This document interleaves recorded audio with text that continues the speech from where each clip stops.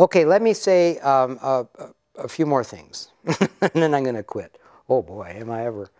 The schoolhouse. You're all down there working at the schoolhouse. Let me tell you a little bit about the schoolhouse. The schoolhouse was built, it looks like, in 1882. Okay, 1882. The reason I can say that is that I found documents on schools in the archives in Santa Fe, and the first group of students ever in El Cerrito to be listed as attending a school, their school, was 1882. Before 1882, there was no school, and practically nobody from this village went to school. They didn't go to school, period. And the rate of literacy was very low. People couldn't read, people couldn't write. They all spoke Spanish.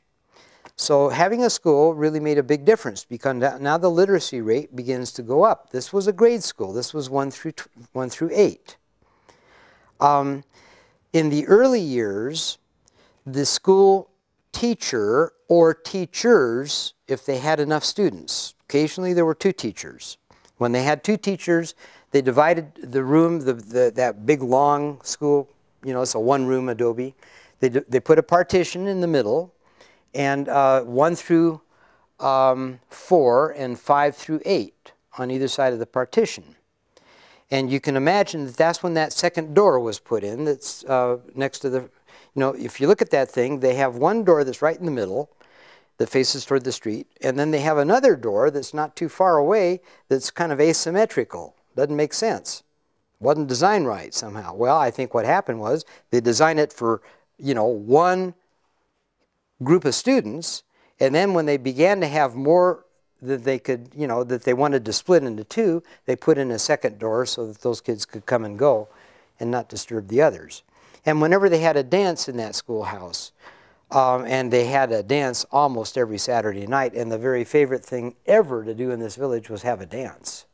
Oh man, they all went to the dances. The grandparents went to the dance, the little kids went to the dance, and they were there until after midnight, and they loved it. And they played Spanish music, and on one side of the room would be all the women, and on the other side would be all the guys. And when the Spanish music began, it was a fiddle and it was a guitar, basically, those 2 instruments, fiddle and guitar. And it was Spanish folk music. It wasn't anything about Anglo music, you know, and the guys would go over and ask the girls to dance. And the girls would come not just from this village, they'd come from all villages around. This was the way that guys met girls. This was the mechanism. And person after person that I asked the question, well, how did you meet your wife? Well, we met at the dance. Well, what dance was it? Well, it was the dance at Villanueva, or, you know, whatever town that was. This was a big deal, dances, and the dances were held in that schoolhouse. And there's, you know, there's literature on this, and there are, you know, descriptions of these dances. And these people are dancing in there so hard that the floorboards are kind of levitating, and the dust comes up, you know, between the cracks of the boards, and the room gets so dusty in there, you know, that people have a hard time seeing each other. But they're having a great time. And the guys are drinking mula.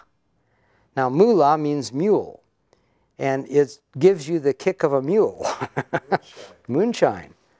And they were smoking punche.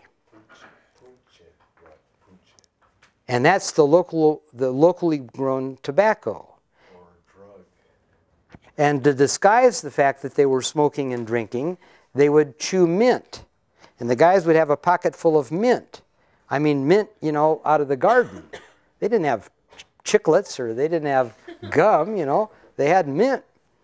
And, you know, it got a little rowdy sometimes. And sometimes they had to stop the dances because the guys got a little fight, and especially guys that were rivals from villages. Because if there was a dance here, the people from La Cuesta, you know, would come. This was the way it was to meet a gal.